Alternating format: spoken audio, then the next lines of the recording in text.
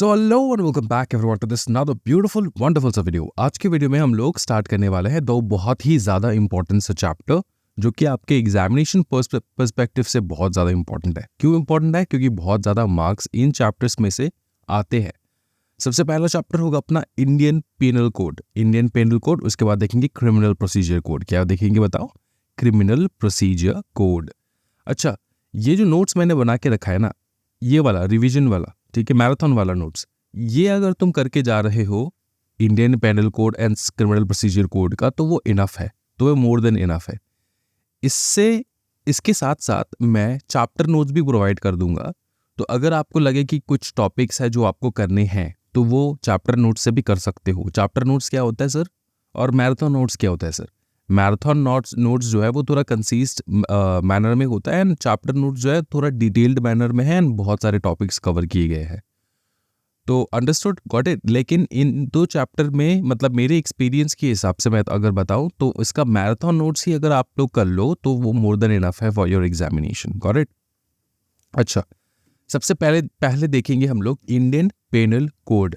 Start करने से पहले अगर आपने अभी तक चैनल को सब्सक्राइब नहीं किया तो चैनल को सब्सक्राइब ज़रूर कर ले, वीडियो को लाइक ज़रूर कर दे, सो दैट ये ज़्यादा से ज़्यादा स्टूडेंट्स तक पहुँचे। Got it. क्योंकि अगर आप लोग हमें सपोर्ट करोगे तो हम भी आपको सपोर्ट कर पाएंगे। Got it, for a longer period of time. अच्छा, बहुत सारे स्टूडेंट्स पूछ रहे थे, सर एक बात बताओ, क्या आपने बाकी सब्जेक्ट्स भी करवाना है मैराथन, जैसे कि company law, SBEC, EBCL, SLCM? तो मैं आपको बता दूं कि मॉड्यूल 1 हमारा सबसे पहला प्रायोरिटी है। जैसे ये दिस वीक ख़त्म हो जाएगा हमारा JIGL, उसके बाद हम लोग कंपनी लॉ स्टार्ट करने वाले हैं। Got it. तो हाँ जी, हम लोग बाकी सब्जेक्ट्स भी करने वाले हैं। अब जितना टाइम बचता है हमारे हाथ में, उतने टाइम के अंदर अगर हम लोग जितने भी सब्जेक्ट्स कवर कर पाए उतने हम लोग करेंगे। Got it. मॉड्यूल 1 हो या मॉड्यूल 2, लेकिन मॉड्यूल 1 फर्स्ट प्रायोरिटी है। उसके बाद देखेंगे कि अगर टाइम बचता है तो बाकी मॉड्यूल, सेकेंड मॉड्यूल भी करेंगे हम लोग। अंडरस्टूड। अच्छा, लेकिन सारे पेपर्स का पेपर एनालिसिस मैं करवा दूंगा, पेपर एनालिसिस में अपलोड भी करवा दूंगा। Understood, got it. अच्छा, देखो असर वो सारे मटेरियल्स वगैरह कहाँ पे मिलने वाला है बताओ ना। वो जो सारे मटेरियल्स है ना, वो आपको टेलीग्राम ग्रुप में मिल जाएगा, free group, marathon group, description में है लिंक। अभी से अभी ज्वाइन करो, अभी ज्वाइन करो। नेक्स्ट हम लोग पहला टॉपिक जो हम लोग देखने वाला है कि IPC, जो कि है इंडियन पेनल कोड, ये होता क्या है इंडियन पेनल कोड? तो सिंपल भाषा में अगर मैं तुमको समझाऊं कि भाई मेरे इंडियन पेनल कोड एक पेनल्टी वाला कोड है, एक पेनल्टी वाला कोड है। पेनल्टी वाला कोड मतलब कि अगर जो भी आपका जो ऑफेंसेस है, क्राइम है कर रहे हो, वो अगर आपने किया तो आपको किस प्रकार का क्राइम पनिशमेंट जो है वो मिल सकता है। इस चैप्टर में अगर आप मुझको बताओ कि कौन सा सबसे हॉट टॉपिक है, या फिर कौन सा टॉपिक सबसे ज़्यादा इंपॉर्टेंट है, तो वो होगा आपका ये वाला। देखो, ये यहां से स्टार्ट होता है, ये हमारा डेफिनेशन ऑफ क्रिमिनल कॉन्स्पिरेसी से स्टार्ट होता है। यहाँ से ये पनिशमेंट जो है, ये एग्जामिनेशन में बहुत बहुत हॉट टॉपिक है। डिसऑनेस्ट मिसअप्रोप्रिएशन प्रॉपर्टी क्या है और उसका पनिशमेंट क्या है। Got it. Criminal breach of trust क्या है, पनिशमेंट क्या है। चीटिंग क्या है, उसका पनिशमेंट क्या है। फ्रॉजरी क्या है, उसका पनिशमेंट क्या है। डिफेमेशन क्या है। Got it. एक्सेप्शंस, पनिशमेंट क्या है फॉर्जरी का, वो। अच्छा, ये डिफेमेशन का रहेगा। अच्छा, तो ये सारे जो है ना, ये आपके बहुत इंपॉर्टेंट बन जाते हैं, क्योंकि ये पेनल कोड है। मैं फिर से बताता हूँ, आपको उस प्रकार से बनना, थोड़ा स्मार्ट स्टडी करना है कि अच्छा ये चैप्टर में से कौन सी चीज़ें आ सकते हैं, वो आपको पहले से डिटरमाइन करना होता है। तो पेनल कोड है, सबसे ज़्यादा प्रोबेबिलिटी जो होता है वो होता है पेनल्टी का आने का। अंडरस्टूड, कि पेनल्टी लग जाना। और डेफिनेशन भी पूछ लेना कि अच्छा चलो बताओ क्रिमिनल कॉन्स्पिरेसी क्या होता है और उसका पेनल्टी क्या है बताओ, ऐसे पूछ सकते हैं एग्जामिनेशन में। करेक्ट। अच्छा, सबसे पहले देखेंगे meaning of IPC। It is a legal document, obviously, that defines various criminal offenses and prescribes corresponding punishment.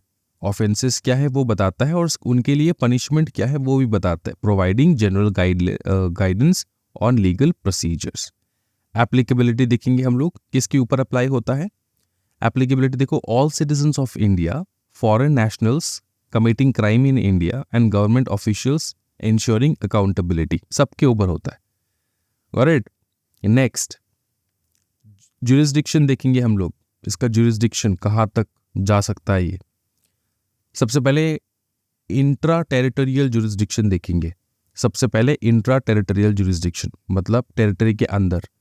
IPC applies to all crimes committed within India's territory regardless of the perpetrator's nationality और status. अगर आप foreign बंदे हो लेकिन आपने Indian land में किसी भी प्रकार का क्या किया बताओ ना, क्राइम किया, ठीक है, तो आपको इंडियन पेनल कोड के तहत आपके ऊपर मुकदमा चल सकता है। अब वो फॉरेन वाले नेशनल्स जो है, मतलब फॉरेन नेशनल्स जैसे कि आप बाहर के हो, कनाडा के हो, पकड़ लो। अब कैनेडियन गवर्नमेंट से हम लोग बात करेंगे, बात करके बोलेंगे आपके वहाँ पे ऐसा ऐसा मुजरिम छुपा है, बैठा है, ढूंढ के हमको हैंड ओवर कर दो क्योंकि उसने ऐसा ऐसा बड़ा क्राइम किया है। अंडरस्टूड। अब अगर छोटा मोटा क्राइम है तो कैनेडियन गवर्नमेंट खुद पनिशमेंट देगा, अगर बड़ा क्राइम है तो कैनेडियन गवर्नमेंट जो है हैंड ओवर कर सकता है। अब उससे भी बड़ा चीज़ ये है कि अगर गवर्नमेंट रिलेशन अच्छा है तब जाके ऐसा ये सब होता है। अगर गवर्नमेंट का रिलेशन अच्छा नहीं है, मतलब इंडिया और कनाडा का रिलेशन अगर अच्छा नहीं है तो कोई भी कोऑपरेट नहीं करने वाला। अंडरस्टूड ना। तो लेकिन ये आपको समझ लेना कि इंडिया के टेरिटरी के अंदर अगर आपने कोई भी किसी प्रकार का जो है शैतानी कर रहे हो, क्राइम कर रहे हो, तो आपको हम लोग धर पकड़ेंगे, चाहे आप फॉरेन नेशनल ही क्यों ना हो, चाहे आप ध्रुव राठी ही क्यों ना हो। अंडरस्टूड। उसके बाद देखेंगे extra territorial jurisdiction. IPC extends to crimes committed by Indian citizen outside India as well as offences on Indian registered ships. India में रजिस्टर्ड शिप्स है, इंडिया में रजिस्टर्ड एयरक्राफ्ट्स है, ठीक है, और टारगेटिंग इंडियन कंप्यूटर रिसोर्सेस, उसका भी। तो इंडियन शिप्स जो है, फिर इंडियन एयरक्राफ्ट जो है, इनसे रिलेटेड भी अगर किसी प्रकार का क्राइम हो रहा है, इंडियन प्लेन में कोई का, पकड़ लो एयर इंडिया में किसी प्रकार का आपने गड़बड़ कर दिया, ठीक है, आप तो कहोगे नहीं मैं तो नेपाल जा रहा था, नेपाल में हुआ गड़बड़। नहीं, एयर इंडिया इंडियन शिप है, इंडियन रजिस्टर्ड शिप है, एयरक्राफ्ट है, वहाँ पे तुमने कुछ गड़बड़ की तो आपको हम ही पकड़ेंगे। अंडरस्टूड। समझ में आ रहा है ना। तो उसके बाद टारगेटिंग इंडियन कंप्यूटर रिसोर्सेज का मतलब होता है कि इंडिया में जो कंप्यूटर रिसोर्सेज है, कंप्यूटर के जो कंप्यूटर रिसोर्सेज, तुम ऐसे देखो कितने बड़े बड़े सॉफ्टवेयर कंपनीज है, अंडरस्टूड ना, उनके साथ अगर आपने कोई भी किसी प्रकार का गड़बड़ कर दी, ठीक, क्राइम कर दी, अंडरस्टूड, उनको नुकसान पहुंचाया, तो इंडियन कंप्यूटर रिसोर्सेज के साथ आप खिलवाड़ कर रहे हो। Got it. और तो इसलिए क्या हो जाता है बताओ ना, इसलिए आपको पकड़ सकते हैं हम लोग। इम्यूनिटीज किन को है, मतलब एक्सेप्शन किन का है। प्रेसिडेंशियल एंड गवर्नर इम्यूनिटी है। प्रेसिडेंट एंड गवर्नर, सुनो ना, इंडियन प्रेसिडेंट एंड गवर्नर जो है, जितने टाइम वो लोग ऑफिस हेल्ड कर रहे हैं, ऑफिस में बैठे हैं, ऑफिस होल्ड कर रहे हैं, अपना पोजीशन होल्ड कर रहे हैं, उतने टाइम तक वो आईपीसी उनके ऊपर नहीं लगता। अंडरस्टूड। आईपीसी उनके ऊपर नहीं लगता। वो अगर किसी का मर्डर भी करते उनके ऊपर आईपीसी नहीं लगने वाला। हम लोग ये मान के चलेंगे कि उन्होंने सॉवरेन इंटरेस्ट में उन्होंने ऐसा किया। अंडरस्टूड। समझ में आ रहा है। उसके अलावा है कुछ foreign diplomats and their staff are except from the criminal prosecution while serving in India. जब तक कि वो इंडिया में सर्व कर रहे हैं तो फॉरेन डिप्लोमेट जो है उनके ऊपर भी नहीं लगता ये। Got it. अच्छा, अब ये रिवीजन क्लास चल रहा है तो बहुत ज़्यादा डिटेल में नहीं जाएंगे वरना बहुत लेट हो जाएगा। Got it. बहुत बड़े बड़े चैप्टर्स हैं। अच्छा, the fundamental elements of crime देखेंगे। क्राइम करने के लिए तुमको ह्यूमन होना ज़रूरी है, मेंस रिया होना ज़रूरी है।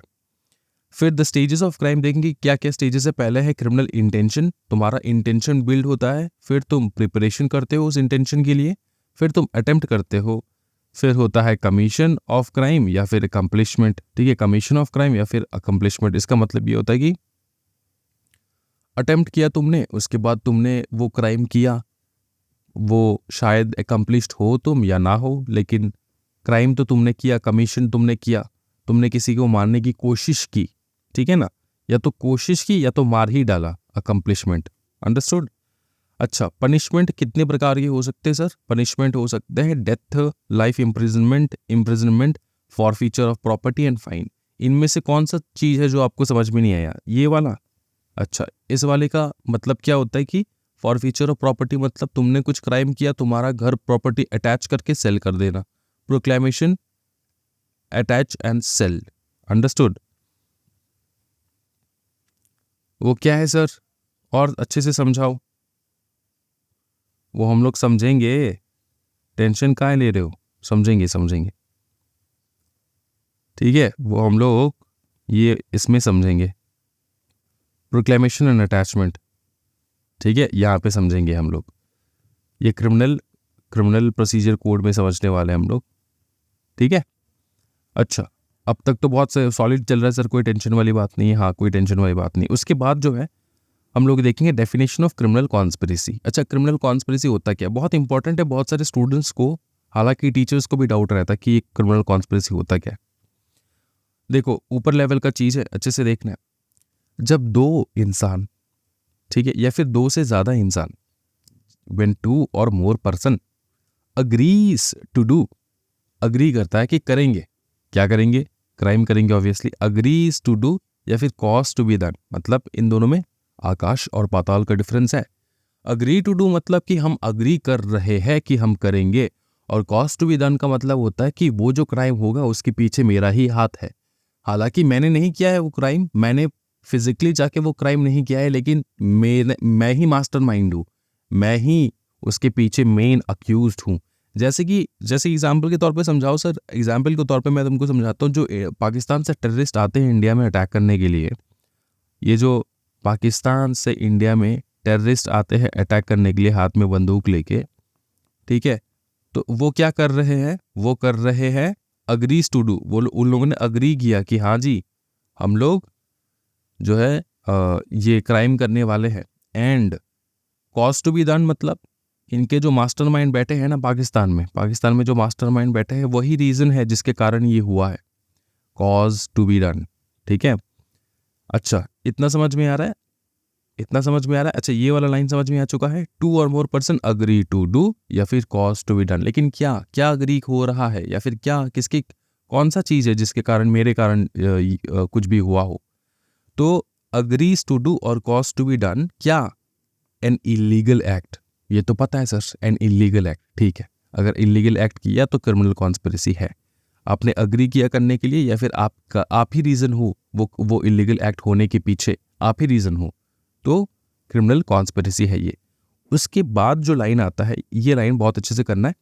An act which is not illegal by illegal means such an agreement is designated as criminal conspiracy. An act which is not illegal by illegal means, इसका मतलब क्या बताओ? An act which is not illegal by illegal means, इसका मतलब ये होता है कि तुमने कोई काम किया, एक्ट किया जो इलीगल नहीं है, लेकिन ये काम करने के लिए, सुनो ना, ये जो एक्ट तुमने किया जो इलीगल नहीं है, तुमने इलीगल मीन्स अपनाया, सर इसको तो समझाना होगा आपको, क्योंकि हमारे दिमाग के ऊपर से जा रहा है। पकड़ लो, तुम हो, तुम्हारे भाई है, ठीक है, कज़न ब्रदर है, और तुम्हारा एक अपना छोटा भाई है, ठीक है, अपना छोटा भाई है, और एक कज़न ब्रदर है, और तुम्हारा दादाजी है। दादाजी को पता है सबसे फेवरेट कौन है? Cousin brother. तुम्हारा जो कज़न ब्रदर है वो फेवरेट है दादाजी का। अब तुमको बताइए, दादाजी टपक जाएंगे तो उनका जो पूरा प्रॉपर्टी है वो इस कज़न ब्रदर को जाने वाला है। Got it? क्या तुम चाहते हो कि तुमको प्रॉपर्टी मिले? हाँ। क्या वो इलीगल है ये चाहना? नहीं सर, ये इलीगल तो नहीं है। मैं जो चाह रहा हूं कि मेरे को प्रॉपर्टी मिल जाए, वो इलीगल तो नहीं है। ये चाहत, ये प्यार, ये तो इलीगल नहीं है सर। लेकिन तुम अभी इलीगल मीन्स अपनाओगे कैसे? तुमने इसको गाड़ी से उड़वा दिया, मतलब गाड़ी से ठोक दिया इसको, ठीक है। अब वो बहुत दूर जाके गिर के डेथ हो गया उसका। अंडरस्टूड? तो आपका कज़न तो मर गया।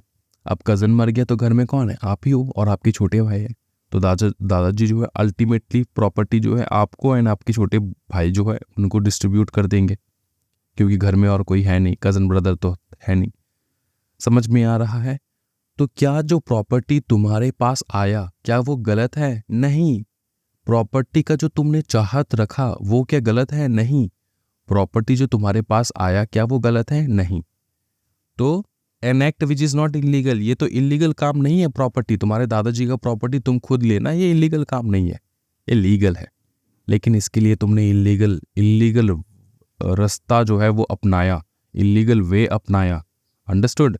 जैसे कि तुमने इसको ठोक दिया। Got it? अंडरस्टूड यार। चलो ठीक है सर, बहुत बवाल हो रहा है। An act which is not illegal by illegal means, दादाजी का प्रॉपर्टी लेना इलीगल नहीं है, लेकिन हमने इलीगल मीन्स से लिया, इलीगल तरीके से लिया, तो ये सारा क्या बन जाएगा बताओ? Criminal conspiracy. पनिशमेंट क्या है? या तो आपको डेथ हो सकता है, डेथ हो सकता है तुम्हारा, ठीक है। डेथ मतलब सर कैपिटल पनिशमेंट दे सकते हैं आपको, या फिर लाइफ इम्प्रिजनमेंट हो सकता है, या फिर रिगरस इम्प्रिजनमेंट हो सकता है 2 साल के लिए। लाइफ इम्प्रिजनमेंट तो चलो ठीक है, रिगरस इम्प्रिजनमेंट जो है ना वो बहुत खतरनाक इम्प्रिजनमेंट होता है। रिगरस इम्प्रिजनमेंट का मतलब होता है चक्की पीसिंग एंड पीसिंग एंड पीसिंग एंड पीसिंग एंड पीसिंग, आपको मतलब जीना हराम कर देना जेल के अंदर। अंडरस्टूड? नेक्स्ट है dishonest miss appropriation of property. Simple भाषा में अगर मैं तुमको समझाऊं कि dishonest miss appropriation of property का मतलब क्या होता है सर, कि तुमने किसी और का प्रॉपर्टी जो है खुद के हिसाब से यूज कर रहे हो।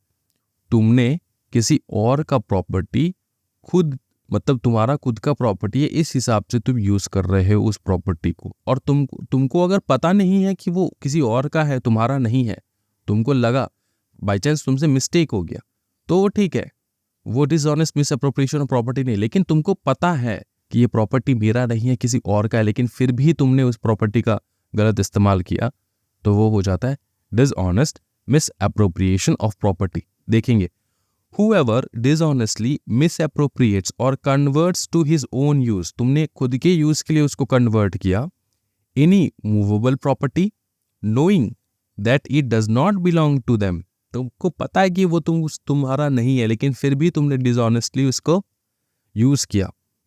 commits dishonest misappropriation, समझ में आ रहा है? the person can be punished with imprisonment up to 2 years or with a fine or with both। Example के तौर पे देखेंगे, इमेजिन, सोचो कि तुम यू फाइंड अ वॉलेट, तुमको एक वॉलेट मिलता है रास्ते पे ऑन अ स्ट्रीट, जो किसी ने ड्रॉप कर दिया होगा, और वजाई कि तुमने उसको ट्राई किया ओनर तक पहुंचाने के लिए, ठीक है, या तो पुलिस के पास पहुंचाने के लिए, तुमने डिसाइड किया कि उसको रख देते हैं और स्पेंड करते हैं उसके अंदर जो भी मनी है तुम्हारे खुद के बेनिफिट के लिए, तो ये क्या हो जाएगा? Dishonest miss appropriation of property. तुम्हारा नहीं है वॉलेट, ठीक है, और तुमने हैंडओवर भी नहीं किया, ना तो पुलिस स्टेशन में हैंडओवर किया, और ना ही बताओ क्या ओनर को ढूंढ के तुमने उसको देने की कोशिश की। तुमने पैसा मिला 10,000 रुपये उसके अंदर था, वॉलेट के अंदर, खूब इस्तेमाल किया। अच्छा, समझ में आ रहा है? अगर यहां तक अगर आपका क्लियर है, यहां तक अगर आपका क्लियर है, तो कमेंट सेक्शन में बताओ कि यस क्लियर सर, ये कमेंट सेक्शन में लिख दो फटाफट, मैं वेट कर रहा हूं। लिखा? हाँ जी, हाँ बेटा आप ही को बोल रहा हूं मैं, लिख दो फटाफट। हो चुका है? चलो ठीक है, तो फिर मेरे को पता चल चुका है कि यहां तक तुम्हारा क्लियर है, कोई टेंशन नहीं है। आगे नेक्स्ट टॉपिक देखेंगे, क्रिमिनल ब्रीच ऑफ ट्रस्ट।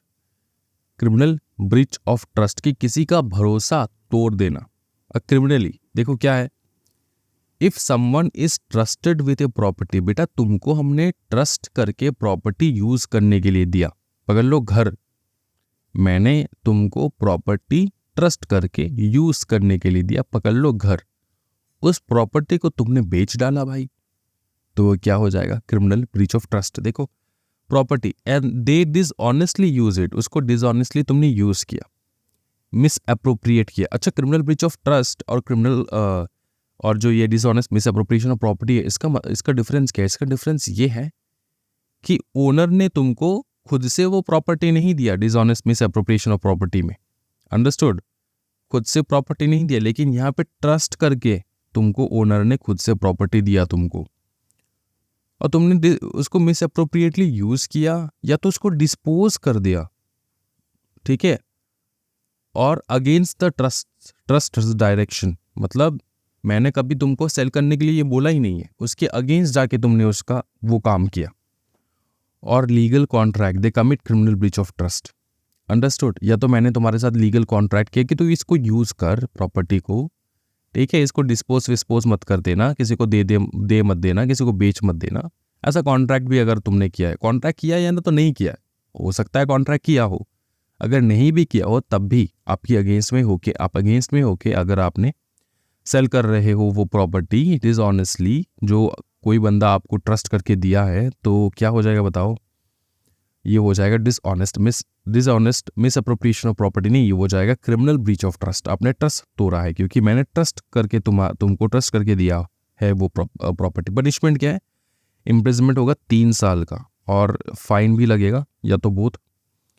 अच्छा, एग्जाम्पल के तौर पे देखेंगे, सोचो कि आप एक कैशियर हो, ठीक है, किसी स्टोर में एक कैशियर हो, जो आप कैश कलेक्ट करते हो, जो भी इंसान ने सामान लिया है उस सामान के बदले आपको कैश मिलता है, वो कैश जो है आप रखते हो। अब पकड़ लो तुम किसी मॉल में कैशियर्स को नहीं देखते, वो हो तुम, ठीक है, for example, and interested with the money collected from the sale, तो तुम्हारे पास वो मनी रहेगा जो सेल्स हुआ है। Instead of depositing the money into the stores bank account, तुमने वो मनी स्टोर के बैंक अकाउंट में डिपॉजिट ना करके तुमने खुद लेकर चले गए वो मनी घर पे। As instructed you take the money for personal use. समझ में आ रहा है? तुमने वो पर्सनल यूज के लिए यूज कर रहे हो वो पैसा, हालांकि ये पैसा तुम्हारा नहीं है, किसी दूसरे इंसान ने तुमको ट्रस्ट करके स्टोर चलाने के लिए बोला है। स्टोर का कैशियर हो सकते हो, किसी दुकान का मैनेजर हो सकते हो, किसी ने तुमको ट्रस्ट करके बताया कि अच्छा ये ऐसा ऐसा करना है, वैसा वैसा पैसा रखना है, और तुम कर रहे हो, ठीक है। करते करते तुमने एक दिन क्या किया, पैसा लेकर बस गायब, तो वो क्या हो जाएगा? Criminal breach of trust. 3 साल के लिए जेल जा सकते हो। भाई ऐसा मत करना। चीटिंग का मेन इंग्रेडिएंट बता दो सर, चीटिंग कैसे होता है और किसको कहा जाता है चीटिंग? चीटिंग का मतलब होता है किसी को डिसीव करना। इतना तुमको दिमाग में क्लियर होना चाहिए, हर एक चीज एक दूसरे से डिफरेंट है। चीटिंग का मतलब होता है किसी को डिसीव करना, ठीक है, किसी को धोखा देना। देखो, धोखा, ये क्लियर है? चीटिंग का मतलब होता है किसी को धोखा देना, डिसीव करना। अंडरस्टूड? और कैसे डिसीव हो रहा है? तुमने किसी को धोखे से किसी का नुकसान करवा दिया, तुमने किसी को धोखे से उसका नुकसान करवा दिया, या तो तुमने धोखे से उसका प्रॉपर्टी सेल करवा दिया, या तो उसको जो करना नहीं चाहिए था वो करवा दिया तुमने उससे धोखे से, ठीक है। अगर उसको रियलिटी पता होता तो वो नहीं करता शायद, तो वो क्या हो जाता है? चीटिंग हो जाता है। अंडरस्टूड? अगर आपने उसको मिस इन्फॉर्मेशन नहीं दिया होता तो वो कभी करता नहीं वो चीज़, तो वो क्या हो जाती है? चीटिंग। समझ में आना? किसी को डिसीव करना, किसी को कोई काम करवाना, किसी से कोई काम करवाना उसको झूठ बोल के, या तो किसी को वो काम अगर वो उसको करना था उसको रोक देना झूठ बोल के कि तू मत कर ये काम अभी, तो ये भी एक प्रकार की चीटिंग। ये तो काम करवाना, या तो उसको रोकना किसी काम करने से, कोई भी काम करने से। अंडरस्टूड? तो वो हो जाता है चीटिंग। लेकिन धोखे से तुम रोक रहे हो या फिर धोखे से तुम करवा रहे हो। देखो, डिसेप्शन ऑफ एनी पर्सन मतलब किसी को डिसीव करना, धोखा देना। फ्रॉड्यूलेंटली और dishonestly inducing that person. Inducing मतलब उसको इंडल्ज करना, उसको इन्वॉल्व करना। क्या इन्वॉल्व हो रहा है sir? To deliver any property to any person or to consent that any person shall retain any property. ठीक है, कोई भी प्रॉपर्टी किसी को डिलीवर करने के लिए तुमने उसको इन्वॉल्व करवा दिया झूठ बोल के, ठीक है। Intentionally inducing that person to do or omit to do, जो मैंने अभी आपको बताया, जस्ट नाउ जो आपको मैंने बताया कि वो काम करने के लिए तुमने उसको इंड्यूस किया, या तो काम करने के लिए या तो जो काम उसको करना चाहिए था उसको रोकने के लिए तुमने। और ओमिट टू डू मतलब जो काम करना चाहिए था वो काम आपने उसको ऐसे धोखे से ऐसा बोल दिया जिसके कारण, कुछ भी बोल दिया जिसके कारण वो काम नहीं किया, उसने ओमिट कर दिया वो काम करने से। अंडरस्टूड ना? To do anything which he would not have done or which he would have not omitted, अगर उसको सच्चाई मालूम होता तो। नॉट और omit if he were not so deceived, अगर आपने उसको डिसीव नहीं किया होता तो वो काम या तो करता ही नहीं, या तो जो उसको करना चाहिए था वो ज़रूर करता वो। अंडरस्टूड? अगर जब तक कि ना अगर आपने उसको डिसीव नहीं किया होता तो, लेकिन आपने डिसीव किया तो उसको जो प्रॉपर्टी डिलीवर नहीं करना था उसने किया, या तो उसको जो प्रॉपर्टी डिलीवर करना था उससे आपने रोक लिया क्योंकि झूठ बोल के, उसको चीट करके। समझ में आ रहा? धोखा देके। ये क्लियर हो रहा है ना? बहुत इजी लग रहा है। हाँ, पनिशमेंट इसके लिए बताओ सर, 1 साल। उसके बाद कोर्ट डिटरमाइन करता है आपका fine.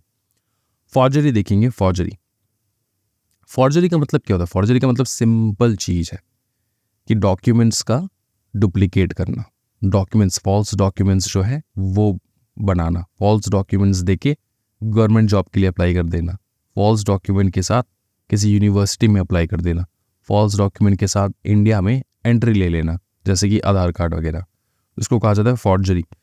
Whoever makes any false document or false electronic record or part of document or electronic record with intent, कौन से intention से? To cause damage or injury to the public, public को damage करने के लिए, injury, public को injury करने के लिए, or to any person or support any claim or title, है ना? Support any claim or title, इसको मैं explain करता हूँ, सुनो। तुमने फेक डॉक्यूमेंट्स बनाया कौन से रीजंस के लिए? या तो तुम किसी को डैमेज करना चाहते हो, किसी को इंजरी पहुंचाना चाहते हो, किसी पब्लिक को या फिर किसी एक इंडिविजुअल को भी हो सकता है इंजरी पहुंचाना चाहते हो, या फिर तुम कुछ क्लेम करना चाहते हो, कुछ टाइटल, जैसे कि तुम्हारे पास पकड़ लो ग्रेजुएशन की डिग्री नहीं है लेकिन तुमने वो फॉर्जरी करके तुमने डुप्लीकेट सर्टिफिकेट वगैरह जो है वो बना लिया तुमने, ठीक है, फॉल्स सर्टिफिकेट एंड ऑल। तो तुम क्लेम क्या कर रहे हो कि तुम ग्रेजुएट हो, तो वही क्या हो गया बताओ ना? हाँ जी बताओ ना, फॉल्स क्लेम है। टाइटल कौन सा? टाइटल ग्रेजुएशन का, CS का टाइटल, फॉल्स डॉक्यूमेंट्स बना लिया, आधार, इंडियन सिटीजन का फॉल्स डॉक्यूमेंट बना लिया, आधार कार्ड बना लिया, दिक्कत है भाई। पनिशमेंट 2 साल और कोर्ट डिटरमाइन करेगा फाइन, ठीक है। उसके बाद देखो डिफेमेशन। डिफेमेशन समझेंगे कि डिफेमेशन क्या होता है सर? डिफेमेशन का मतलब होता है किसी को क्या बताओ ना, हार्म पहुंचाना। अब बाय वर्ड्स, ठीक है, वर्ड्स के मदद से तुमने किसी को हार्म पहुंचाना है, या तो तुम बोल के पहुंचा सकते हो, मतलब बोल के, इधर स्पोकन और इंटेंडेड टू बी रेड, या फिर कहीं पे तुमने लिख दिया उस इंटेंशन से कि हाँ ये लोग जो है ये इसको पढ़ेंगे, या तो बाय साइंस, तुमने साइन दिखाया, ठीक है, बाय विजिबल रिप्रेजेंटेशन, तुमने कुछ ऐसे विजिबली रिप्रेजेंट किया, विजिबली तुमने कुछ दिखाया जिससे तुम किसी को डिफेम करना चाहते हो। कुछ पिक्चर्स हो सकते हैं विजिबल रिप्रेजेंटेशन के, कुछ भी हो सकता है चीज़, वीडियोस हो सकते हैं। Intending to harm any person, intending किस इंटेंशन से कि तुम किसी को हार्म करोगे, किस इंटेंशन से तुम किसी को हार्म करोगे, intending to harm any person. क्या क्लियर है? तो वो हो जाता है डिफेमेशन। एक्सेप्शन क्या है? अब डिफेमेशन का केस जो है ना, आए दिन जो है बहुत कॉमन है कि डिफेमेशन का केस, तो तुम किसी के अगेंस्ट अगर कुछ बोलने जाओगे तो डिफेमेशन का केस लगवा देता है। Understood?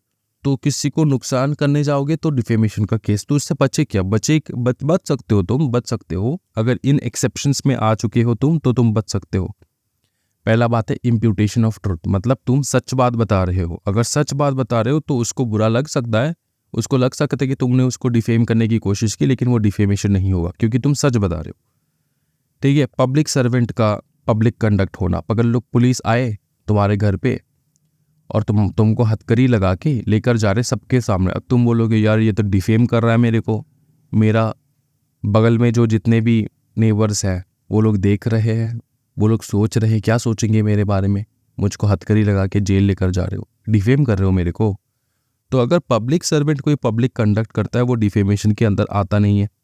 Conduct of any person touching any public question, कोई पब्लिक क्वेश्चन टच कर रहा है, पब्लिकली कुछ क्वेश्चंस पूछे जा रहे हैं तो वो डिफेमेशन नहीं है। Publication of reports of proceeding of court में जो भी घटना घटा, ठीक है, वो उसका पब्लिकेशन होना, पकड़ लो अभी जो कुछ भी, जैसे कि सबरीमाला टेम्पल से रिलेटेड केस है, उसका पब्लिकेशन हुआ है ना, उसका पब्लिकेशन हुआ न्यूज़पेपर वगैरह में कि हाँ कोर्ट ने क्या जजमेंट सुनाया, ऐसे किसी भी इंडिविजुअल का भी अगर जजमेंट वगैरह जो है न्यूज़पेपर में छप जाए, आ जाए, तो कोर्ट का जजमेंट है, तो वो डिफेमेशन नहीं है, वो इंफॉर्मेशन पर्पस के लिए है। Merit of case decided in court, वही है कोर्ट में जो भी डिसीजन लिया जाए।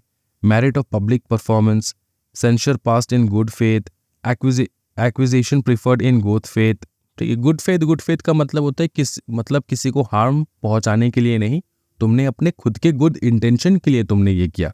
तुम अगर किसी को अक्यूज भी कर रहे हो तो खुद गुड इंटेंशन से, ऐसा नहीं है कि तुम बैड इंटेंशन से कर रहे हो, मतलब मैलिफाइड इंटेंशन है, ठीक है, मेंस रिया है, वो सारे इंटेंशन से नहीं, अंडरस्टूड, गिल्टी इंटेंशन से नहीं।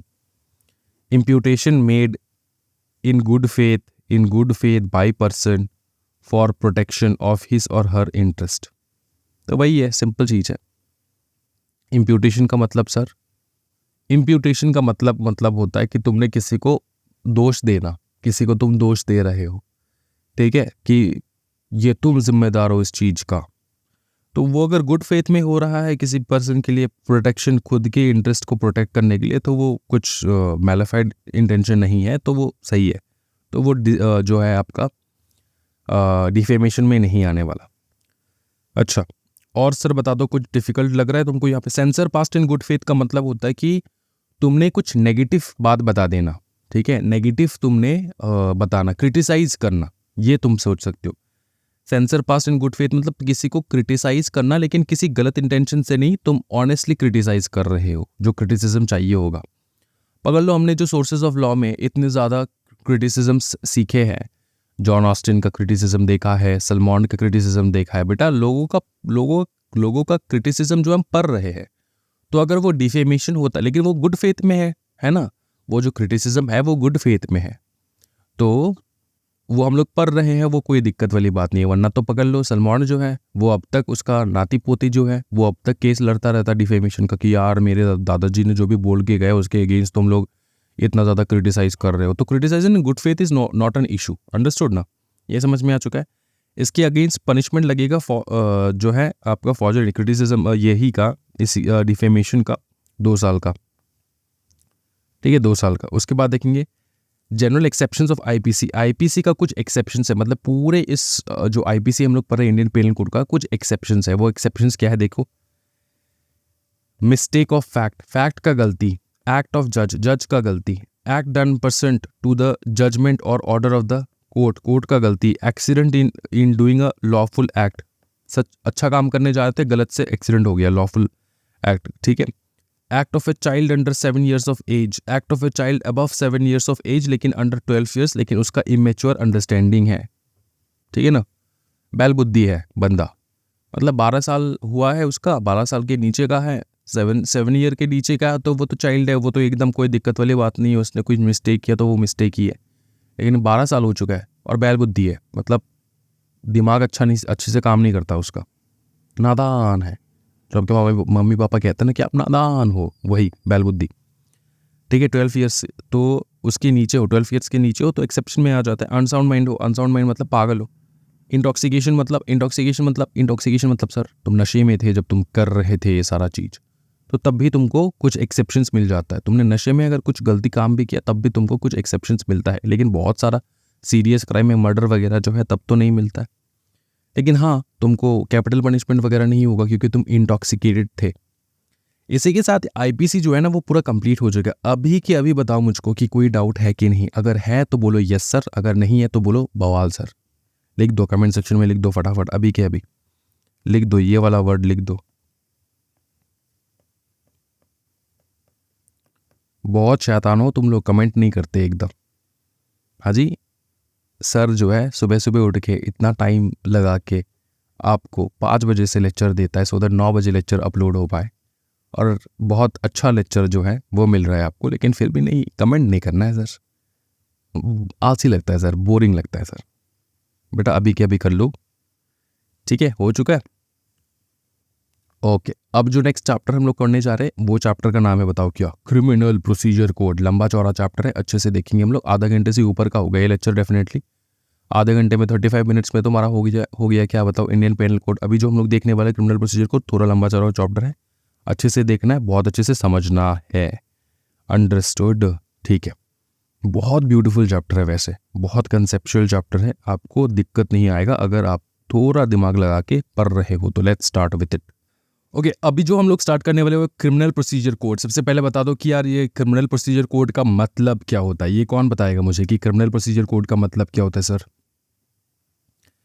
क्रिमिनल प्रोसीजर कोड का मतलब होता है कि क्रिमिनल एक्टिविटीज का जो प्रोसीजर है वो, अगर तुम क्रिमिनल एक्ट करते हुए पकड़े गए तो तुम्हारे खिलाफ जो इन्वेस्टिगेशन होगा, तुम्हारे खिलाफ जो ट्रायल होगा, ठीक है, तुमको जो अरेस्ट किया जाएगा, क्या होगा, कैसे होगा, किस प्रकार से होगा, वो है क्रिमिनल प्रोसीजर कोड।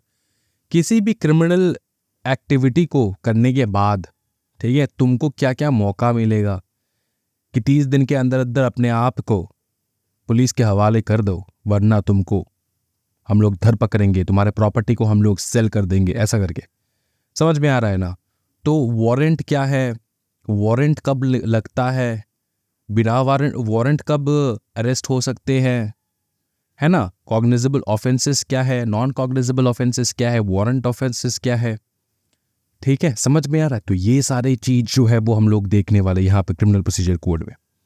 देखो, the criminal procedure code is an act enacted by the parliament of India to consolidate and amend the law relating to the criminal procedures. It provides the necessary legal framework for the enforcement of the criminal law। ये एक प्रकार का civil procedure code की जैसे ही है। ये बहुत सारे क्रिमिनल प्रोसीजर कोड लॉज थे, उसको सबको अमेंड करके कंसोलिडेट करके एक जगह पे लेकर आए एंड बोले इसका नाम है आज से क्रिमिनल प्रोसीजर कोड तथास्तु। ठीक है, सबसे पहले देखेंगे हम लोग ऑफेंस। देखो, ऑफेंस का टर्म समझेंगे हम लोग।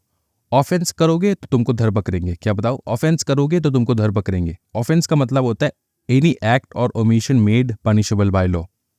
मतलब कोई काम अगर तुम करने जाओ तुमको तो पुलिस पकड़ लेगा, कोई काम तुम ना करो तब भी तुमको पुलिस पकड़ लेगा। इसका मतलब समझाओ सर। जैसे हम लोगों ने प्रीवियस चैप्टर में समझा, कोई काम जो तुमको लीगली नहीं करना था तो तुमने वो किया तो तुमको पकड़ेंगे, ऑफेंस किया तुमने। कोई काम जो तुमको लीगली करना था लेकिन तुमने वो नहीं किया तब भी धर पकड़ेंगे तुमको। समझ में आ रहा है? एनी एक्ट और omission made punishable by law. ये समझ में आ चुका है सर? और बताओ कैसे हो सर? मैं बहुत बढ़िया, आप बताओ। उसके बाद देखेंगे हम लोग criminal acts by minor. Criminal acts by minor कि अगर माइनर ने कोई क्रिमिनल एक्ट किया तो क्या होगा। A child below 7 years of age is presumed incapable of having a criminal intention, जो कि है mens rea। और क्रिमिनल एक्टिविटीज़ में बेटा याद रखना, क्रिमिनल एक्टिविटीज़ में mens rea होना ज़रूरी है। अगर क्रिमिनल एक्टिविटीज़ में mens rea नहीं है तो शायद वो by mistake, by accident, by पकड़ लो सेल्फ डिफेंस आपने क्रिमिनल एक्ट किया होगा, तो उसके लिए थोड़ी ना इतना मतलब कठोर आपको पनिशमेंट मिलेगा, नहीं ना। तो mens rea हम लोग चेक करेंगे। A child below 7 years of age, हम लोग मान के चलते कि उसके अंदर तो मेंस rea हो ही नहीं सकता। Necessary to commit a crime, जो कि नेसेसरी है क्राइम कमिट करने के लिए, and is not considered guilty of any offence. Minor between 7 and 12 years of age who lack mature understanding at the time committing an offense are also liable to be convicted and punished, are also not liable to be convicted or punished। वो ही है, वो 12 साल के नीचे बैल बुद्धि वाला इंसान। तो वो अगर बैल बुद्धि वाला इंसान है, कैपेबल नहीं है, मैच्योर अंडरस्टैंडिंग नहीं है, तो वो भी पनिशमेंट नहीं होगा उसका भी। 12 साल के नीचे है, 12 साल के बच्चे ही है भाई। एक्ट बाय, अब बहुत सारे बच्चे कहेंगे कि सर बच्चे नहीं होते आजकल, वो ठीक है, लेकिन बहुत सारे ऐसे बैल बुद्धि वाले लोग होते हैं। अंडरस्टूड? उसके बाद देखो, acts by person of unsound mind. अगर अनसाउंड पागल इंसान ने कुछ किया होगा तो उसको पनिशमेंट थोड़ी ना मिलेगा। इंटॉक्सिकेटेड था वो, ठीक है, तो अगेंस्ट उसका विल हुआ है, जो कुछ भी हुआ है उसने किया नहीं है, उसको करवाया गया है, किसी दूसरे इंसान ने करवाया। इंटॉक्सिकेशन बेटा एकदम पी के टल्ली होगी, एकदम गिर जाना और तुमको पता नहीं आसपास क्या हो रहा है, तो वो वाला चीज। ठीक है, अच्छा, की एलिमेंट याद रखना। मेंस rea तो बेटा एकदम इसको इस चैप्टर में ना, ये जो मेंस rea इसको इस चैप्टर में प्रीमियम वाला जो है हम लोग इज्जत देते हैं मेंस rea को, क्योंकि ये मेंस rea बहुत इंपॉर्टेंट है इस चैप्टर के लिए। मेंस rea नहीं है तो ये चैप्टर भी नहीं होता। मेंस rea मतलब गिल्टी माइंड, जो मैंने तुमको पहले बता के आ रहा हूँ। सिविल एक्टिविटीज़ में, सिविल क्राइम्स में आपको मेंस rea की ज़रूरत नहीं है, लेकिन अगर आप क्रिमिनल एक्टिविटीज़ करोगे, क्रिमिनल एक्ट्स करोगे तो वहाँ पे मेंस rea ज़रूरत है। आपको पनिश करने से पहले हम लोग देखेंगे कि आप गिल्टी थे कि नहीं थे, आपका गिल्टी इंटेंशन था कि नहीं था, वो हम लोग देखने वाले। अंडरस्टूड, कोई दिक्कत वाली बात नहीं। नेक्स्ट टॉपिक देखने वाले bailable offence and non bailable offence. अच्छा, कौन सा वो ऑफेंस है जो बेल हो सकता है, कौन सा वो ऑफेंस है जो नॉन बेलेबल ऑफेंस है। तो non bailable offence obviously serious वाला ऑफेंस होगा। बेलेबल ऑफेंस जिसमें तुमको बेल मिल जाता है, उसमें तो बेटा वो नॉन सीरियस है। पकड़ लो कोई टेररिस्ट है, उसके लिए बेल अप्लाई कर दिया, बताओ सुप्रीम कोर्ट में कह रहे कि मैं 1 करोड़ रुपए बेल पे कर दूंगा, मेरे को छोड़ दो, बेटा नॉन बेलेबल ऑफेंस है वो। अच्छा, की डिफरेंस देखेंगे। Right to bail, bailable offence, the accuse has an automatic right to bail, उसके पास एक ऑटोमेटिक राइट होता है। नॉन बेलेबल ऑफेंसेस में भी बेल होते हैं, लेकिन बेल का राइट तुम्हारे पास नहीं होता है, वो कोर्ट के ऊपर डिपेंड करता है कि तुमको बेल मिलना चाहिए कि नहीं मिलना चाहिए। जैसे कि पोर्श कार का जो एक्सीडेंट हुआ, ठीक है, और उस एक्सीडेंट की वजह से उसको बेल भी मिल गया, लेकिन तो वो एक्सीडेंट था, उसने किसी को मर्डर कर दिया, ऑब्वियसली उसको वो क्राइम है, बहुत बड़ा क्राइम है, बहुत सीरियस क्राइम है, लेकिन उसको क्या ऑटोमेटिक बेल मिलेगा? पुलिस ऑफिसर बेल दे सकता है? नहीं, कोर्ट में जाके कोर्ट के डिस्क्रिप्शन से उसको बेल मिल सकता है। कोर्ट अगर चाहे तो बेल मिलेगा, वरना नहीं मिलेगा। समझ में आ रहा है? सीवियरिटी, तो बेलेबल नॉन बेलेबल में सीधा बात ये समझ लो कि बेलेबल ऑफेंस जो है इसमें तुमको राइट मिलता है बेल मिलने का, लेकिन नॉन बेलेबल ऑफेंस जो है तुम्हारा अधिकार नहीं है, तुम मांग नहीं सकते बेल, वो तो कोर्ट डिसाइड करेगा। कोर्ट को अगर लगे कि हाँ बेल दे देना चाहिए तो बेल दे सकता है। और बेलेबल ऑफेंस में तो तुम्हारा अधिकार है, समझ में आ रहा है? तुम मांग सकते हो कि बेटा मेरा अधिकार है, मैंने सिर्फ पॉकेट मारा है, किसी को जान से थोड़ी ना मारा है कि तुम मुझको बेल नहीं दोगे। तो वही चीज़ है यहाँ पे। सीवियरिटी देखेंगे, bailable offence generally less severe होते हैं, छोटे मोटे पॉकेट मार, पॉकेट चोरी, ये सारा।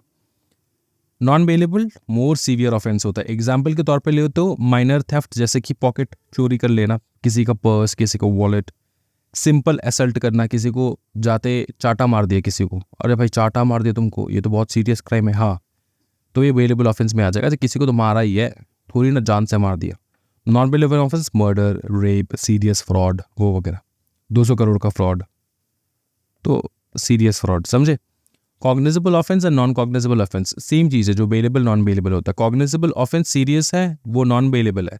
नॉन कॉग्निजेबल ऑफेंस कम सीरियस है, वो बेलेबल है। यही तुमको याद रखना जिंदगी भर, ठीक है? एग्जामिनेशन में भी ये लिखना है बेलेबल। जैसे बेलेबल का अगर क्वेश्चन पूछ लिया ना, तुम ऐसे भी लिख सकते हो कि बेलेबल ऑफेंस और नॉन कॉग्निजेबल ऑफेंस, ऐसे। समझा? समझे? बताओ ना। हाँ जी। अच्छा, कॉग्निजेबल ऑफेंस मतलब police can arrest without warrant. अच्छा, पुलिस कब विदाउट वारंट अरेस्ट करेगा? जब सीरियस क्राइम तुम करोगे तब ना।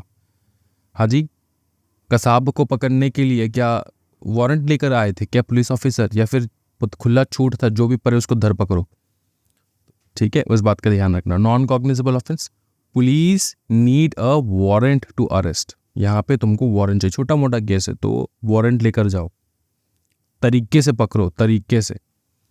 Investigation, cognizable offence, police can start an investigation without the magistrate permission. और नॉन कॉग्निजेबल ऑफेंस में police need permission from magistrate to start an investigation.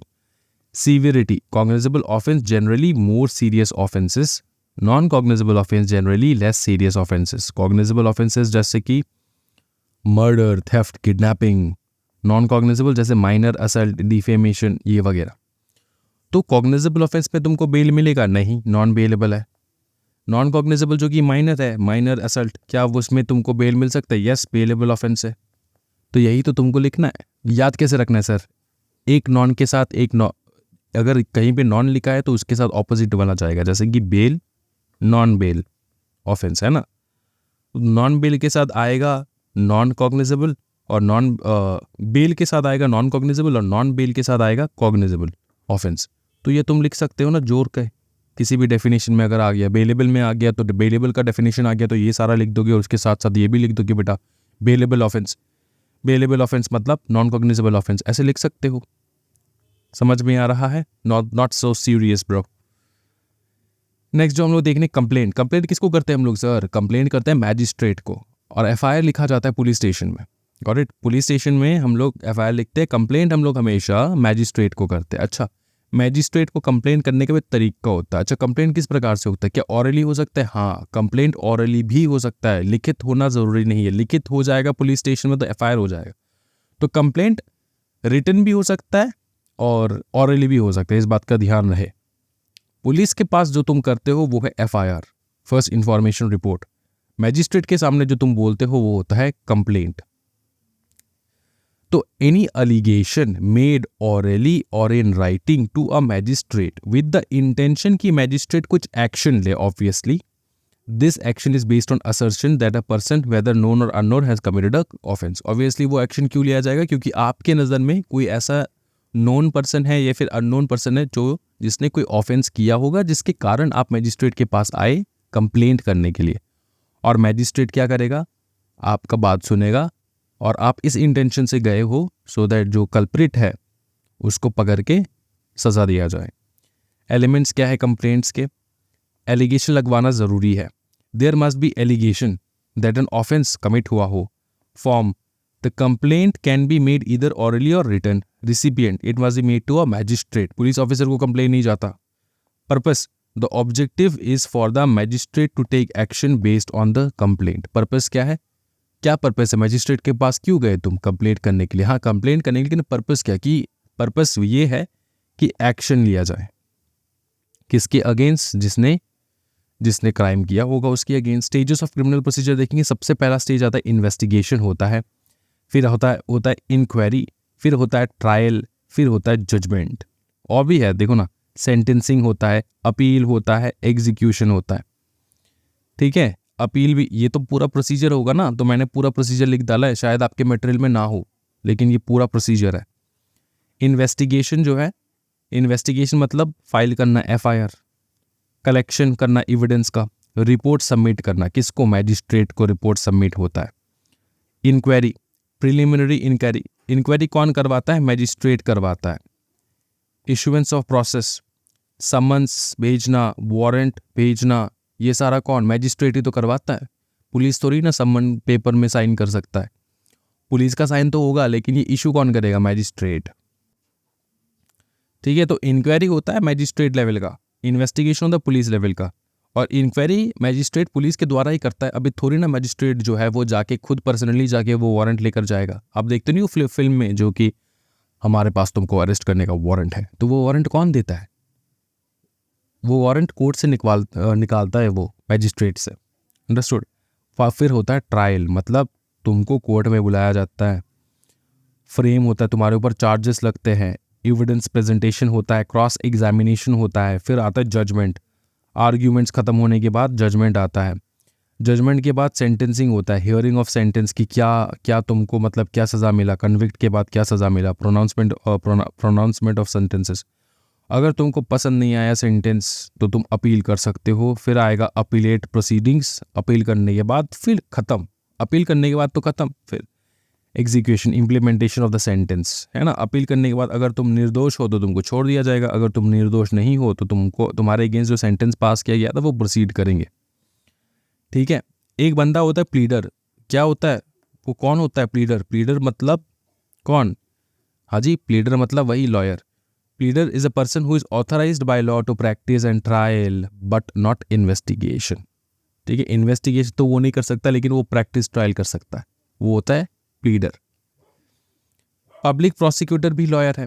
ये प्लीडर मतलब समझे ना, लॉयर है। ठीक है, पब्लिक प्रोसिक्यूटर कौन है? पब्लिक प्रोसिक्यूटर भी एक लॉयर होता है जो कि पब्लिक के इंटरेस्ट में लड़ता है, पब्लिक क्वेश्चंस पुट करता है, पब्लिक के इंटरेस्ट। गवर्नमेंट किसी के साइड से पकड़ लो, इंटरनेशनल कोई मैटर है तो गवर्नमेंट के साइड से हम लोग भेजेंगे नहीं इंसान लड़ने के लिए, दलीलें पेश करने के लिए, तो वो कौन रहेगा? Public prosecutor, lawyer representing government to protect public interest.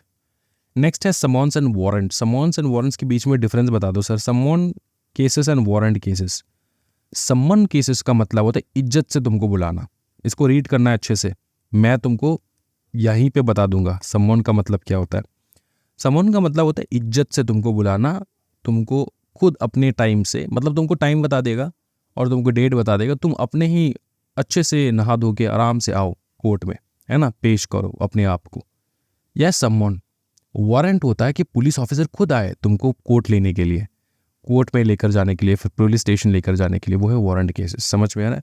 Summon cases मतलब आपके ऊपर थोड़ा बहुत शक है, तुमको इनवाइट किया गया कि आओ ससुराल में कभी, है ना।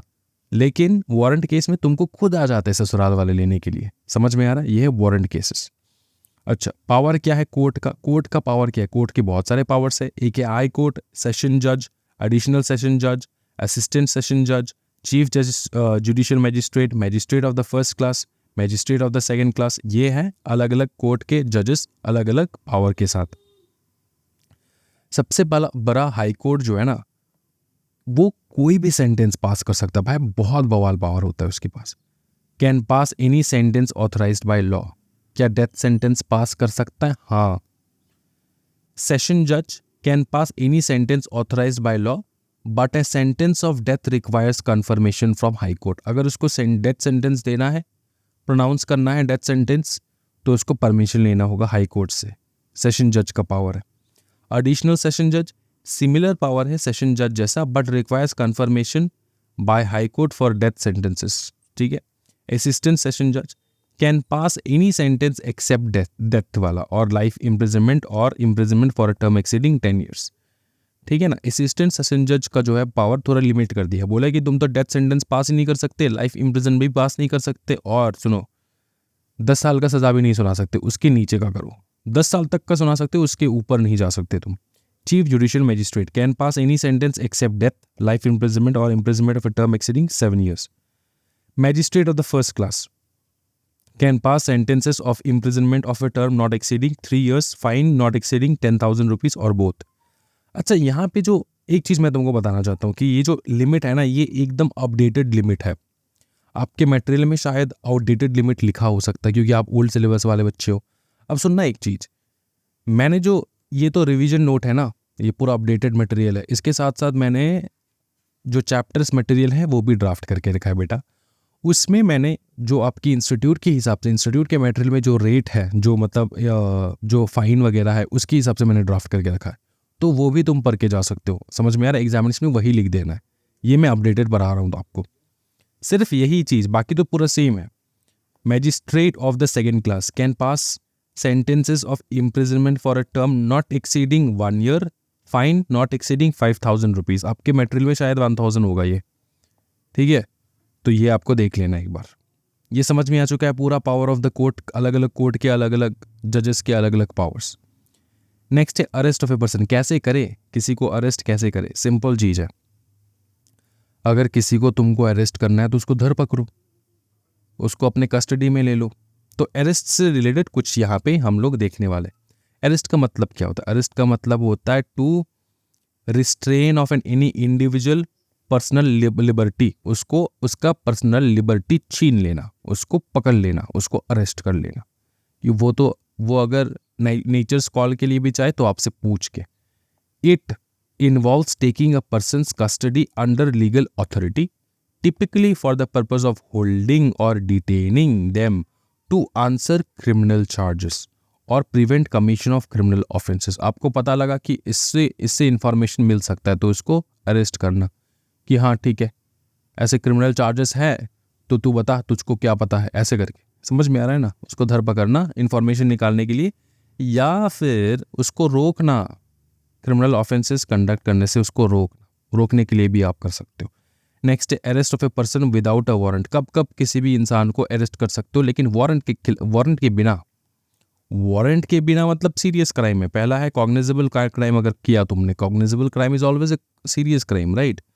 नेक्स्ट है रीजनेबल कंप्लेंट मिला है और सस्पिशियस एक्टिविटी है, आपके अगेंस्ट कंप्लेंट मिला है, सस्पिशियस एक्टिविटी है कि आप बॉम्ब ब्लास्ट करने वाले हो, ऐसा सस्पिशन है पुलिस ऑफिसर को। प्रोक्लेम्ड ऑफेंडर हो, स्टेट में कुछ गड़बड़ करके तुम भाग गए स्टेट से। पोसेशन ऑफ स्टोलन प्रॉपर्टी है तुम्हारे पास, ठीक है, तुमने क्या किया बताओ ना, किसी का बाइक चोरी कर लिया। डेजर्टर फ्रॉम आर्म्ड फोर्सेस मतलब अपने ही भारत के जो इंटेलिजेंस फोर्सेस है उसको धोखा दे के तुम निकल गए, तुम भाग गए, है ना। तो शायद तुम अपने आप को बेच दिया, तुम्हारे पास इंफॉर्मेशन है, इंटेलेक्ट है, तुमने वो सेल कर दिया किसी और को, तो तुम ऑफेंडर कहलाओगे। क्या बताओ? डेजर्टर कहलाओगे। डेजर्टर फ्रॉम आर्म्ड फोर्सेस से भाग जाना इंफॉर्मेशन लेके। रिक्विजिट ऑफ अ वारंट देखेंगे कि वारंट का क्या क्या रिक्विजिट है, मतलब वारंट सच्ची में वारंट कब होता है, वारंट का कैरेक्टरिस्टिक्स क्या है वो देखेंगे। देखो वारंट हमेशा राइटिंग में होना चाहिए। वारंट में एग्जीक्यूटर का नाम एंड डेजिग्नेशन होगा, मतलब जो पुलिस ऑफिसर आएगा तुमको पकड़ने के लिए उसका नाम एंड डेजिग्नेशन होगा, सो एंड सो। वारंट लेकर जो पुलिस ऑफिसर आएगा उस वारंट में उस इंसान का भी नाम लिखा होना चाहिए जिसको तुम अरेस्ट करने के लिए आए। Full name and description of the person to be arrested, state the offence charge, और अरेस्ट करने से पहले तुम उसको बता भी देना कि तुमने क्या क्राइम किया है, किसके कारण तुम उसको उठा के लेकर जा रहे हो। साइन बाय प्रिसाइडिंग ऑफिसर, जो भी ऑफिसर जाएगा वो साइन करेगा, और सील होना चाहिए। जैसे आप लोग देखते नहीं हो सीआईडी वगैरह में कि वो सील एक पेपर निकाल के दे देते हैं, मेरे पास वारंट है, ऐसे करके पेपर, लंबा पेपर निकाल के मुंह के सामने, कैमरा के सामने दिखाते ये पेपर वारंट है। ऐसा नहीं होता है एक्चुअल केस में। हमेशा वारंट जो है वो सील होना चाहिए। वो अगर सील नहीं है, सील्ड वारंट नहीं है, पेपर सील नहीं है, एनवलप के अंदर नहीं है, सील्ड नहीं है, तो वो आप नहीं मानोगे। बोलोगे सील्ड एनवलप में लेकर आओ, सील्ड लेकर आओ, तो मेरे को पता चलेगा कि हाँ ये गवर्नमेंट ने, ये जो मैजिस्ट्रेट है उसने जो है ये वारंट निकाला है, ये मतलब डुप्लीकेट वारंट, पुलिस ऑफिसर मेरे साथ बदमाशी करने के लिए ऐसा मतलब झूठ मूठ का वारंट लेकर नहीं आए, ये ओरिजिनल वारंट है। ओरिजिनल वारंट का पहचान कैसे करोगे? ऐसे ऐसे, ठीक है, समझे। प्रोक्लेमेशन एंड अटैचमेंट क्या होता है तेरे को बताता हूँ मैं भाई, बहुत बवाल चीज़ है। प्रोक्लेमेशन का मतलब होता है कि किसी के अगेंस्ट में अगर पकड़ लो कोई वारंट निकला, ठीक है, और वो छुप रहा है, वो भाग गया, मैं आया तुमको पकड़ने के लिए तुम्हारे घर वारंट लेके, और तुम खिड़की से निकल गए, बाथरूम में नहा रहे थे, बाथरूम की खिड़की से टॉवल पहन के निकल गए। अब जो निकल गए तुम, ठीक है, अब तुम निकल गए, तुम कंसील कर रहे हो अपने आप को, है ना, तुम कंसील कर रहे हो अपने आप को, मतलब तुम अपने आप को छुपा रहे हो, एब्सकॉन्डेड हो चुके हो, भाग चुके हो, भगेरा हो तुम, तो तुम क्या हो बताओ ना, कंसील कर रहे हो अपने आप को। तो हम लोग वारंट को एग्जीक्यूट कैसे करें? वारंट तो एग्जीक्यूट नहीं हो सकता, तो कोर्ट क्या करेगा बताए? प्रोक्लेमेशन जो है वो इशू करेगा, एक रिटन प्रोक्लेमेशन आएगा तुम्हारे नाम पे कि तुम एक स्पेसिफिक डेट एंड टाइम पे अगर मौजूद नहीं रहे, एक specific date time and place पे मौजूद नहीं रहे, ये प्रोक्लेमेशन में लिखा होगा, न्यूज़पेपर में आ जाएगा वो चीज़, ठीक है। और वो कितने दिन के अंदर? 30 दिन के अंदर अंदर होता है। 30 दिन के अंदर अंदर अगर तुम बिल से, अपने बिल से नहीं निकले, ठीक है, और तुम अपने आप को इस जगह पे नहीं आए, नॉर्मली पुलिस स्टेशन होता है, अगर नहीं आए तुम, तो हम तुम्हारे सारे प्रॉपर्टी को अटैच करके सेल कर देंगे, सीधी बात, नो बकवास। If a court has reason to believe that any person against whom a warrant has been issued has been absconded or is concealing himself, अपने आप को छुपा रहा है, या तो भाग गया, absconded भाग गया, so that the warrant cannot be executed, क्योंकि so that warrant execute ना हो पाए, कोर्ट में publish a written proclamation, court written proclamation देगा रिक्वायरिंग हिम टू अपीयर होना at a specified place and time not less than 30 days, 30 दिन के अंदर अंदर from the date of publishing the proclamation, ठीक है। अगर ये नहीं हुआ, अगर तुम नहीं आए, तो होगा अटैचमेंट एंड सेल। आपके attachment of the property movable और इमूवेबल और both belonging to the proclaimed person, the primary objective of attachment property is compel the appearance of the person rather than to punish him. Attach करके क्या हो जाएगा, क्या कर देंगे? Cell कर देंगे। समझ में आ रहा है? ये क्यों किया जाता है? सो दैट आप निकल जाओ, क्योंकि तुम्हारा करोड़ों का प्रॉपर्टी है, तुम देख नहीं सकते कि वो पुलिस के हाथ में चला जाए, तो आप उसको क्या करोगे बताओ ना? बुलाओगे, आप आओगे। समझ में आ रहा है? और अगर आपको लगता है कि आपका जान का कीमत जो है आपके प्रॉपर्टी से ज़्यादा है, तो आप तो भाग जाओगे फिर। सर्च वारंट कब कब इशू होता है? जब कोर्ट को लगता है कि बेटा हाँ, अगर इसको सम्मन किया जाए तो वो नहीं आएगा, भाग जाएगा, तो वारंट निकाल देता है सीधा सीधा। वेर सच ए डॉक्यूमेंट और other thing is not known to the court, ठीक है, कोई डॉक्यूमेंट प्रोड्यूस करना है, तो तब वारंट, सर्च वारंट निकालेंगे। हाँ चलो देखते हैं, निकालते हैं, ढूंढते हैं वो डॉक्यूमेंट। और पहला वाला है समन वाला, कि तुमने अगर इसको बुलाया, कोर्ट ने अगर इसको बुलाया कि हाँ डॉक्यूमेंट लेकर प्रस्तुत हो, तो शायद ये हो सकता है कि तुम डॉक्यूमेंट को जो है, डॉक्यूमेंट को नष्ट कर दो, है ना, तो इसलिए वारंट निकालते, सर्च वारंट निकालते। Where general inspection is search is necessary, जहाँ पे generally search and inspection necessary है वहाँ पे होगा। अच्छा, रिक्विजिट ऑफ वारंट, वारंट का रिक्विजिट क्या है? ओके देखो, ये रिक्विजिट ऑफ वारंट नहीं है, सॉरी, ये होगा आपका, ठीक है, ये लिख लो फटाफट, इसे लिख लो फटाफट।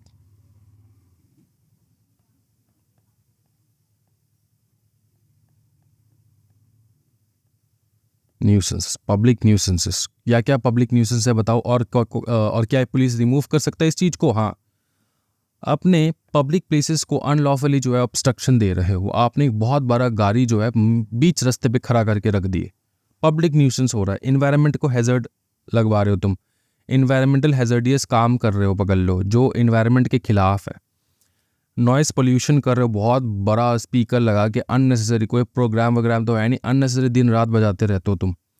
हेल्थ हैजर्डियस, स्मोकिंग वगैरह, सेलिंग ऑफ टोबैको वगैरह, हेल्थ हैजर्डियस जहाँ पे होना नहीं चाहिए, पकड़ लो, जहाँ पे होना नहीं चाहिए, जैसे स्कूल वगैरह के सामने।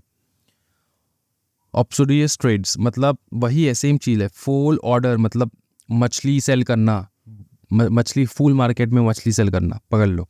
फूल ऑर्डर निकल रहा है, स्मोक निकल रहा है, ठीक है। ऑफेंसिव बाई प्रोडक्ट निकल रहे हैं, can be deemed public nuisances if they affect the quality of life for nearby resident. Nearby resident को क्वालिटी ऑफ लाइफ जो है वो हार्म हो रहा है, तो ये पब्लिक न्यूसेंस हम लोग मानेंगे। तो इन पब्लिक न्यूसेंस के केसेस में क्या होता है ये कि पुलिस ऑफिसर रिमूव कर सकते हैं तुमको ये सारे स्टॉप करने के लिए, समझे? अच्छा, ओके। अच्छा, एक एक एक पैराग्राफ है वो लिख लो फटाफट, ठीक है। अगर बगल लो, तुम्हारे अगेंस्ट बहुत सारे केसेस लगे हैं, तुमको पकड़ा गया है, तुम्हारे अगेंस्ट बहुत सारे केसेस लगे हैं, कुछ कॉग्निजेबल है, कुछ नॉन कॉग्निजेबल है, तो हम लोग क्या करेंगे? लिखो फटाफट, ऐसे क्वेश्चन आ सकता है एग्जामिनेशन में, यहाँ पे लिख डालो फटाफट।